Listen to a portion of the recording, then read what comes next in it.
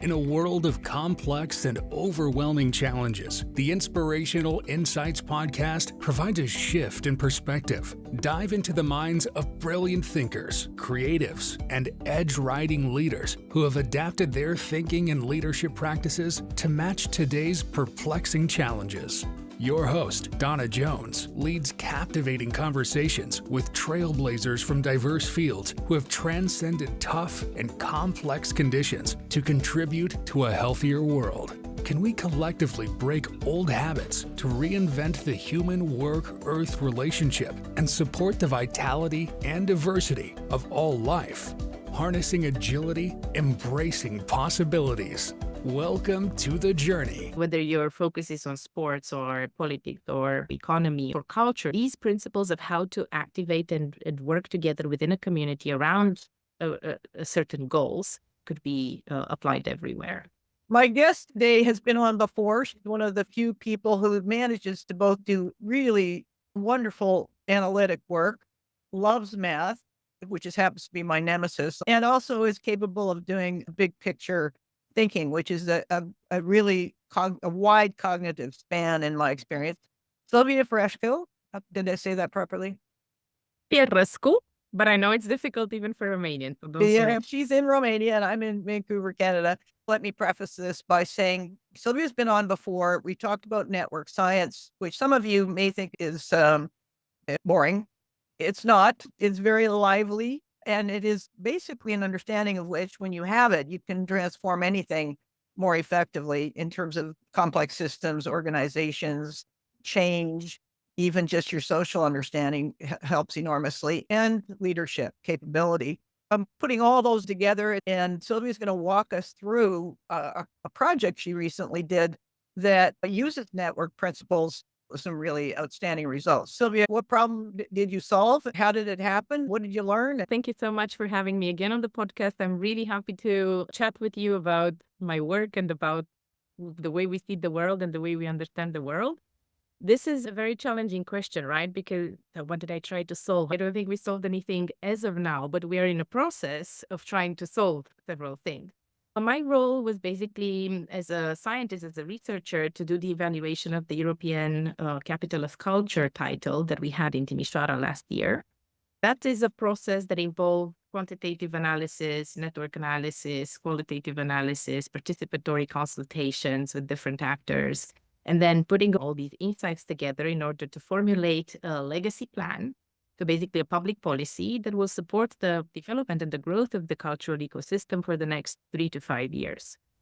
This plan and all the insights that we have gathered so far will be also correlated with the cultural strategy or the strategy for the development of the cultural ecosystem in Timișoara for the next 10 years. What we are trying to solve really is how do you make use of an intervention point? 1 year that had about 10 years of development, of strategizing, of planning for that intervention to generate and to facilitate a few things within a community that will change the quality of that community and the sustainability of that community. We are really thinking about in Timișoara is to prioritize the cultural dimension of the development of the cultural sector as a driver of the economy. Developing the entire city, improving the quality of life, a bunch of other things that come with investment into the cultural sector, the coupling with education, forming the next generations of consumers of culture, producers of culture, and so on. So yeah, it's a big and ambitious plan, but I'm not alone in this.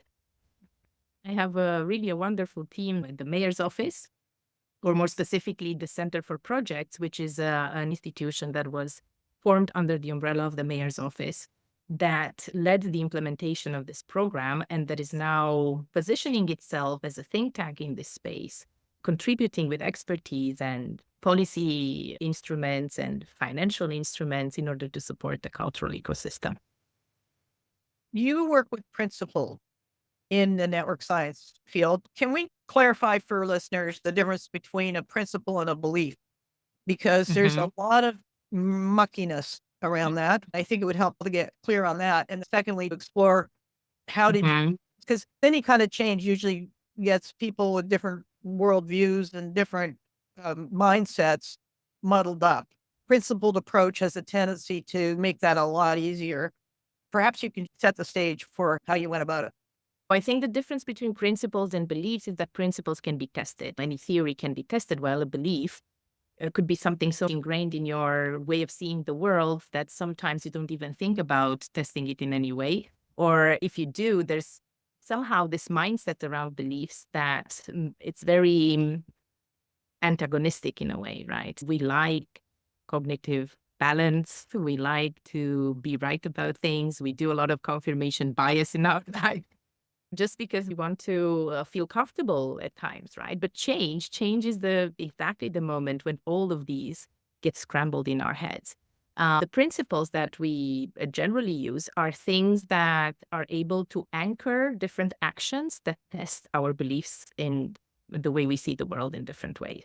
For developing the ecosystem of culture in Timișoara, I was less involved in the principles that were inbuilt up to this stage, let's say. There were people that were very much involved in creating the culture strategy for the city and writing the bid book that won the competition among all the other cities in Romania that participated in the competition for this title. There were some clear principles as well, but the ones that I work with are very much in this follow-up phase. So after the year happened, after all of these events happened, what are the principles that guide the growth and development of this ecosystem? I have basically 3 types of principles that I inbuilt into the report, I would say it, but it's more than just the report, it's the follow-up plan. First, show recognition. Show acknowledgement to the people and the organizations that made things happen.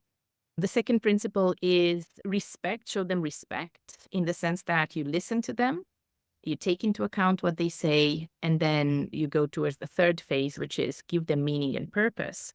And that is plan together with them, strategize together with them. These are the principles that you will find in my work and generally in the work of network analysis or the follow-up from network analyses, especially in organization.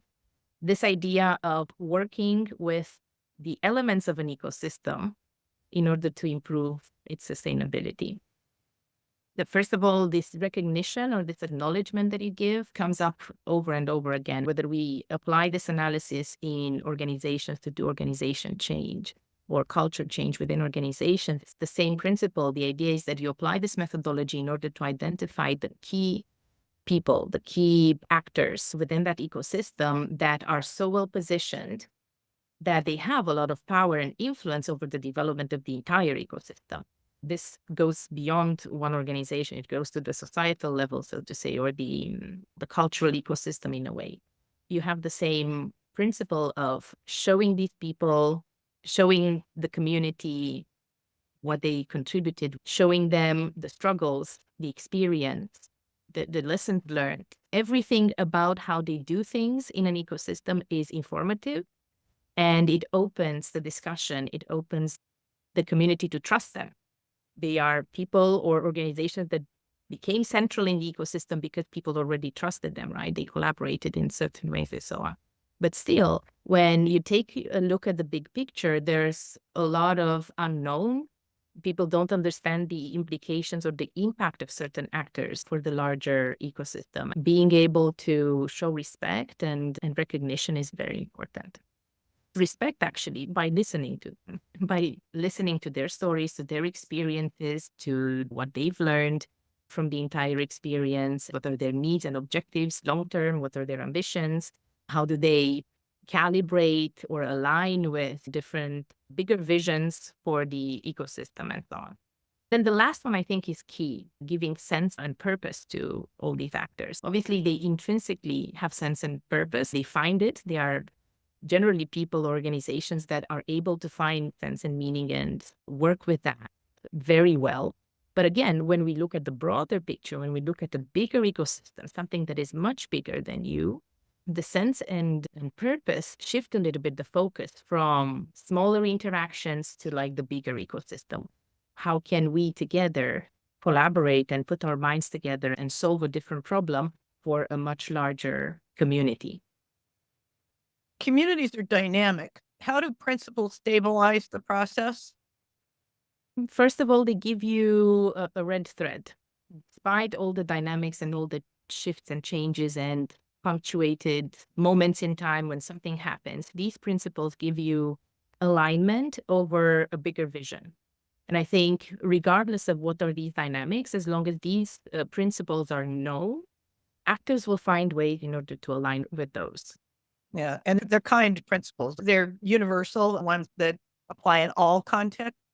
The ones you've named certainly do that. And to my surprise, it's very difficult to do those. They seem Or- very kind and obvious, but on the other hand, they're not practiced, right? They're not practiced systematically. And that's precisely the end game of my involvement in this, is to ingrain these principles into the processes, because otherwise they tend to get overlooked. And then the conversations shift around, why do you make certain people visible? Why do you not tell the stories of these other people? So there are all sorts of conversations and discussion about legitimacy, about authority, about influence. These could very easily be caught in a space without a vision. Right. But if you ingrain them in the formal processes and you have good foundations on which you base your entire endeavor, then I think it's easier for people to align around those and to get legitimacy and visibility and empowerment, basically, from the process. Why is this process important to a city? Why even do it? Because it's a lot easier to not do it because there's all the fears around resistance, and I have to talk about different points of view, and my view is the only view in town. So why do I want to ask them their view? Because it might conflict with mine. And then somebody's got to be right, and it needs to be me. That kind of chatter normally runs in the back end of any kind of change process and or unifying process. What makes this so important to do?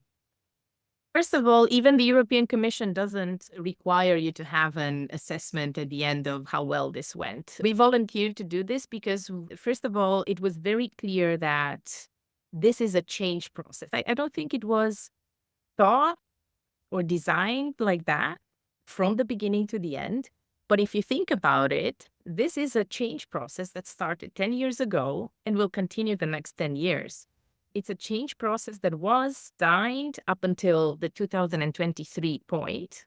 And then you have 1 year of very clear intervention into the community, shaking up everyone, individuals, organizations, the public authorities, companies, everyone was involved, right? There was this sense that we've gained so much from this. It would be such a pity to lose that momentum, to lose everything that we've built during 1 year of interventions that were very on point with what they wanted to achieve. And also there were shocks to the system. There were all sorts of negative experiences as well that we also needed to think about, and the organizations needed to think about, that reflected on their sustainability long term. It became clear that such an exercise of evaluating the impact of 1 year of interventions for the potential change of the ecosystem later on, or the general culture, societal culture around culture, will be very beneficial. And in the end, all of the people in this public institution, the Center for Projects, they are experts, they are technocrats, they are people who work with the objective truth, so to say. This team, what we tried to do was, okay, let's not just sit on our sleep well at night because we've done more than 2,300 events, or that the city center of Timișoara had more than 15 million visits in 1 year. This is not enough just to brag in the press with a few key moments of success.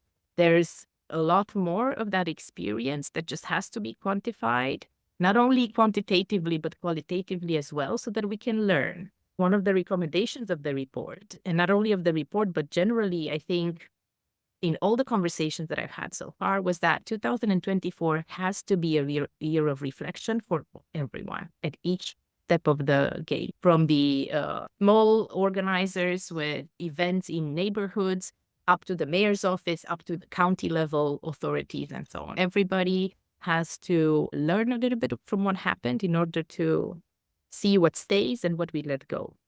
From my point of view, reflection is probably the most powerful learning tool of all, because without it, you don't get wisdom. Wisdom is the combination of knowledge plus reflection on experience. That's something we need badly and desperately in this world. The idea of doing intentional reflection for the purposes of learning is absolutely brilliant. That's what sets what you did apart from any other process, it uses reflection for a very useful learning purpose. Not that easy to do, Yeah. not common either. Definitely. And definitely not in that period of intervention. That was a period so stressful for everyone, right? So full of everything. It was just impossible almost to do reflection then. You just need that space, that mind space to be able to sediment a bit what happened. Turn it off for a bit and just listen and absorb and take things in for a while, because that's when the best work shows up, when you're not trying to wrangle it down and wrestle with it. You mentioned a bunch of interventions took place. What does that look like exactly? Well, what would it look like in a community? This is very interesting. For example, especially during the interviews and the focus groups, this conversation came often, this comparison between what was before and what happened in 2023. There was one particular innovation that happened in Timișoara, and that was the way culture is being financed. So the authority, the Center for Project, was able with a team of experts to change the legislation so that they make the financing of cultural events more sustainable for the organizers of cultural events and artistic events and stuff like that. That was an innovation. Before that, there was no transparency in how the funds were given. There was no support from the public authorities for the operators, cultural operators doing events and activities in the city. So this was one of the interventions, changing the way financing is being done. When that change happened, not only in terms of how much money you can get, but the fact that you can get money multiple times a year and you can plan for a longer period of time than before, that was a huge intervention with very positive results. Then another one was the fact that they had to collaborate more. The fact that they had to accessibilize the events for vulnerable communities, especially people with disabilities and different types of disability. The fact that there was public debate around the art. Some people hated that. Some people loved that. There was a debate about it. What art does. And a public debate that never happened before at that scale in Timișoara. All of these points meant implementing what was promised in the bid book, finally happening. Those were, by default, something that didn't happen before. It was new to everyone. But it was great that they happened. It was great that the public debate happened. It was great that they managed to change the legislation so that you give more sustainability to the cultural sector. It was amazing that they had to collaborate a lot more. This also comes out from the interviews, right? People saw each other. The cultural operators saw each other as competitors on this market, right? There was little money. Everybody was cutthroat about it, right? But now the pot was much larger. The way the money was given was on the basis of how will you collaborate with other organizations? How would you include, for example, organizations around vulnerable people with disabilities in order to accessibilize your events? Or how do you include mediation of culture, like this translation of arts to the lay people in different types of contexts? Because we had a million different types of events. All of these were interventions into pretty much virgin space. Many of the things that happened in 2023 were, for many people, just dreams or stuff that they've experienced if they lived in a country abroad where the cultural sector has a much better status. For us in Romania, this was an innovation. The entire program was. Well, Romania had a different capital of culture in 2007, Sibiu, that worked on a very different model than this one. This one was very much like the whole aim of the title was to empower local level small players, to empower the independent sector much more than it has before, to give them the instruments to sustain themselves through culture, to produce culture a lot more. And Timișoara, besides Bucharest, which is the capital, has become the second cultural production hub in Romania. And that's also important for the cultural sector, right? Because sometimes we used to tend to import a lot of culture and bring different names from abroad or from different other places here. But now I think this shifted a little bit into this idea of we have to support the production much more. It was super interesting because the title basically activated a lot of the resources in the city that weren't available before. So, for example, the spaces. So in 2023, we had more than 230 30 spaces, physical spaces that were used for different cultural events, varying from palaces to tram stations. There was a huge range of these spaces. These spaces now, first of all, now there's this infrastructure that is visible to all the actors that can be freely accessed by everyone. Actors can coordinate around the use of resources, equipment, and so on. And they can be used by the communities. If you are an independent theater, for example, you can decide to use one of these spaces for your rehearsal, not only for your shows, right? A lot has happened that shifted the way we thought things were done or could be done into a different level of possibility. Interesting. The big issue, the question people always raise when it comes to change and transformation has to do with resistance, has to do with that diversity, the conflict, the tension. What was that experience like, and what made it easier to move through? Because you've got layers of tension coming from politics, Absolutely. values. It's a real multi-dimensional. It's a labyrinth, yes. And I'm really happy that you brought this up because, again, another innovation that happened in Timișoara with this title was the governance title. So typically the mayor's office becomes the owner, so to say, of the title, the institution or the organization that set everything in motion. What happened in Timișoara, and it was really on the brink of disaster before 2023, there was a huge conflict about who will do the implementation of the program. It was lack of transparency, lack of communication on the part of an association that was founded with this. There were conflicts with the mayor's office. There were conflicts with the county office, council, and so on. So the Center for Projects was born, this new institution under the mayor's office, which was basically at that point when the governance of the title shifted to 3 actors. It was the mayor's office, the Center for Projects, and the county council. And sharing the responsibilities for the implementation has forced them into cooperation. Before that, there was this one single institution. There was a battle for who would take that spot. Very impactful, where you delegate so much, like 45 million euros to go into this city. And there was a lot of conflict about that. But once there was a decision, very last minute, like a few months before the start, there was the decision to have 3 entities that govern the implementation of this. They were spearheaded by this new institution that was technocratic in nature, not political, because the mayor's office and the county council had political figures running them, but the Center for Project had technocrats running it. And they were the main authority implementing and financing the whole thing. But it really forced them into cooperation like never before.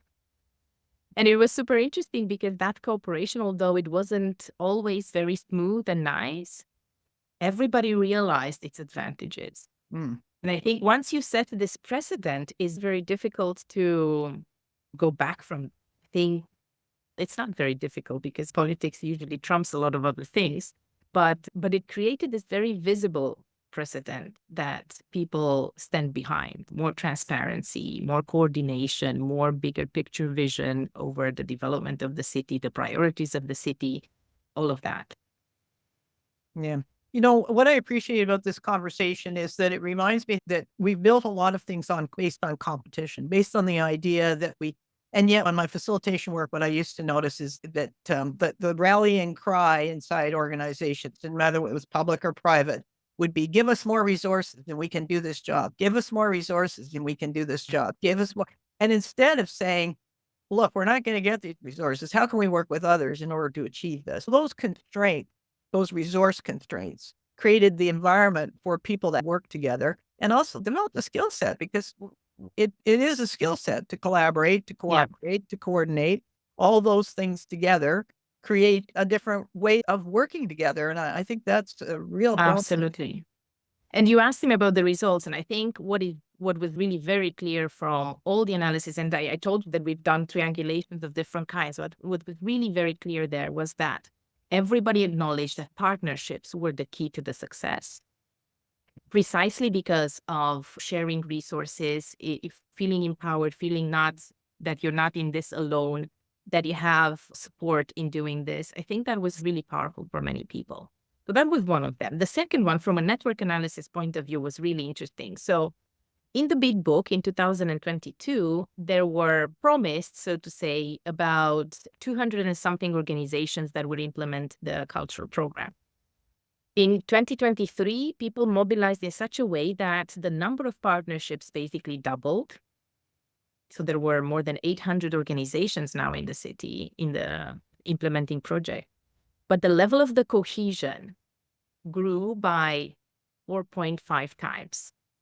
So in an ecosystem, network science tells you that when the size of the ecosystem grows to such an extent, it was 2.4 times larger. The level of cohesion should naturally be lower because it's so much harder when you have more players to build cohesion into it. But what was really interesting in Timișoara was that the core of the network, these organizations that had a very good long-standing footing in the cultural ecosystem, and not only the cultural ecosystem, but the community engagement type of organization, they were the ones who transferred trust a lot in this ecosystem, being able to mobilize resources, to mobilize other people, especially from Europe, not only from locally or nationally, but from Europe as well. They built this level of cohesion that was permeated through all the analyses. That was something that was really key. It was clear that it was designed towards this direction, but empirically, it stirred the spirit in the community. People refer to it as the spirit of the community. This idea that you feel there's trust already in the system, you don't have to build it, you just have to work with it. Yeah, no, I love that. It's funny how the word spirit has come up a couple of times, most recently from me, because it's something in the work that I had been doing. It's personal spirit elevates to organizational spirit. It's really a measurable component of, do we have fuel for doing something great here? Or do we have the fuel to be stagnant? You know, I mean, it's that dramatic in terms of the motivation and the momentum. Exactly. Anything that went really wrong that turned out to be most valuable, or just went really wrong, period? One thing that went really wrong, I think, was the burnout of everyone. Among the results, the positive results of this was capacity building. Everybody said, oh, our organization is much more capable right now because we went through that. We professionalized a lot more. We innovated, we stabilized, all of that. But it came at the cost of the human resources, so to say. The problem, I think, is much bigger in the sense that the cultural ecosystem, or culture generally, is more like in the VUCA sense, right? The volatile, uncertain, what was the CNBA? Complex. Ambiguous and complex, right? Yeah. So, yeah, which means that they work a lot project-based. It's very difficult to keep people. At least in Romania, most of the cultural sector operators also have other jobs in public institutions or private companies. So it's not sustainable financially and otherwise to, especially for the independent sector, to have a good life from culture, so to say. The fact that there were money available and they could do this now also pushed them, I think, to do ambitious things. And then they realized that it was really hectic. It was really hectic. They didn't have time for a bunch of things. However, their art and their event, I think most of them were very successful. But that was at the cost of these people being very tired right now. Yeah. Yeah. And the other basic thing we know is that if you care about something, you give it your all, and frequently don't respect your boundary. Absolutely. But it was an effort for them to keep the motivation of the teams for a long time, because all of these events, they usually weren't just that we do one event this year. They had multiple events. They had a program spanning several months, huge events with thousands of people, hundreds of thousands of people, much smaller with, let's say, the elite of a particular cultural dimension or something like that, but still very intense. But that reflected also in the recommendation for how to move forward. So the care for the people with whom you work, because it was certain that a lot of things are possible, and with the right context, you can make things happen. But if the cost is the cost of your human, then I'm not sure. It's a balancing, a combination of consciousness and observing compassionately. When are we pushing too hard? When's the fuel starting to run down? The energy, the fuel that comes from a spiritual source, if you will, one that combines purpose with trying to accomplish something big. The point that of your humans is really important because they are the ones who are doing things. Without them, It's a mute point, very much a mute point. Do you think this initiative that you've done, to what extent have other cities in Romania copied that, or how value doing something as intense and thorough as you've done in this project? How is that spread? What has been the impact on other cities in the country? I think right now is early to say, simply because we haven't yet published all the researches, and we still have the National Institute of Statistics doing parallel studies, and a bunch of other organizations doing parallel studies throughout 2024. One thing that was clear, and I think we are marching towards this, what are the lessons learned that can be replicated in other places? We're already starting to draft those. First, it would be this model of a public institution that is Center for Project, that has been cited as the most innovative public institutions that people have seen in Romania ever. I think that's a great achievement. But then again, if you're one flower in a desert, it doesn't work, right? The idea is, how do you replicate the Center for Projects in different other locations? And what is nice about the Center for Project is that it's not only focused on culture, it's focused on other dimensions of social life in a city. So you can really replicate this in other cities as well. Then all the publications that come out from this, whether it's analyses of different kinds, the different events that happened, some of them are examples of good practice and have been already awarded by the international community or the national community for their achievements. And Timișoara itself will receive the Melina Mercuri Prize from the European Commission for being a model in terms of how things were done last year. Talking, showing this acknowledgement and respect and meaning, and basically replicating that in the follow-up scene as well.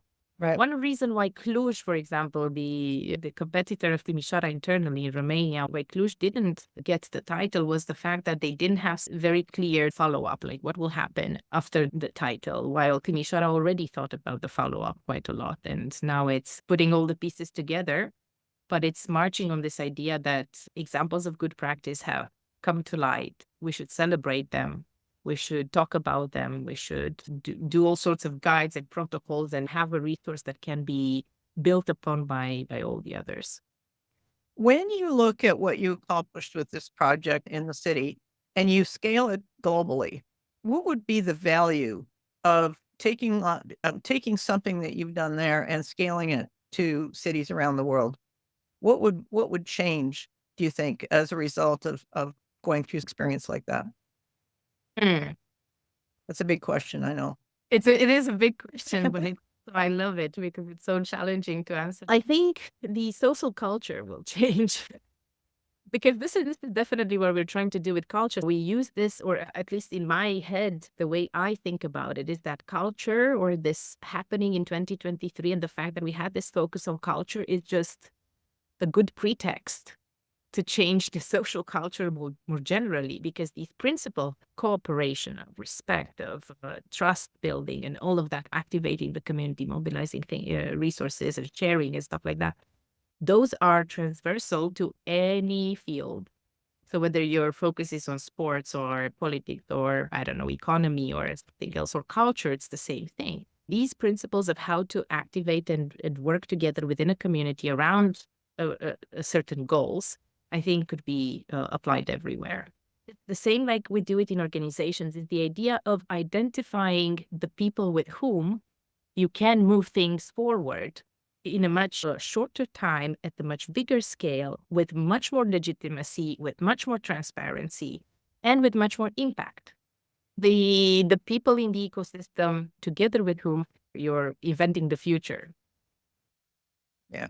I like that, inventing the future, because that's been a big theme of a lot of what I've been doing is how can we co-create this together and work with differences as the strength for doing so, because if you don't have those differences, Absolutely. you don't have any Exactly. or resilient.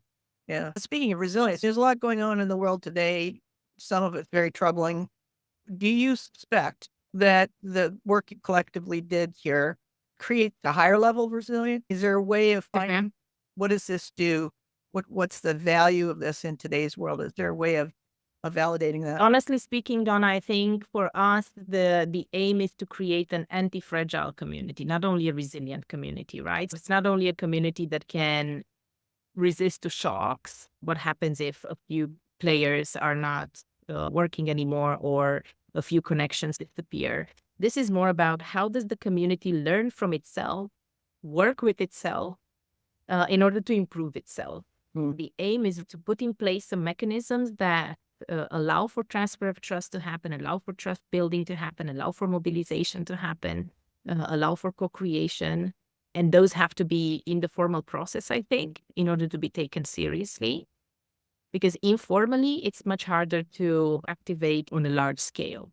But if you involve these kinds of mechanisms into the formal processes, then this is the state of doing things, right? The state of the art. People align to that. We didn't talk about leadership, but this is definitely the way leadership is being shown, right? When you support these kinds of principles and mechanisms in the way we do things by default. Let's go to leadership because it's a perfect segue. And my question has to do with the state of leadership. What came forward amongst municipal or amongst the government leadership from an authoritative point of view? What came forward that elevated their capacity as leaders, and what were the catalysts for that, do you think? Wow, that's a very, again, complex question. I don't know how to answer this. I think it's super important to reflect on it because, on the one hand, I think it was this inspiration to understand the need for an autonomous arm. The fact that the political leadership had the inspiration to delegate, of course, they are involved and all the other leaders are involved, but they're not the only ones taking the shots, right? They had this independent institution with very well trained and prepared people on very specific matters to trust. And they had the community. This was a participatory endeavor through and through. The fact that they had the openness to allow for this to be a participatory endeavor, to allow for sharing power and responsibility over the state of the community, I think that was very illuminated in a way. That is sometimes hard to achieve in other places where you don't have this openness. Openness is so key. It's unfortunate because I do hear people saying, I already know everything there is to know. I have all the answers. Experience doesn't count, being one of them. I've studied this, therefore I know. And unless you've got openness, I think you're closed off really early and closed out of the growth process and out of a whole lot of opportunity. That's something I've learned with my career. Your observations on that? I was thinking just that Timișoara is very peculiar from that point of view because the culture in Timișoara is really, it likes to eat itself, the way we call it.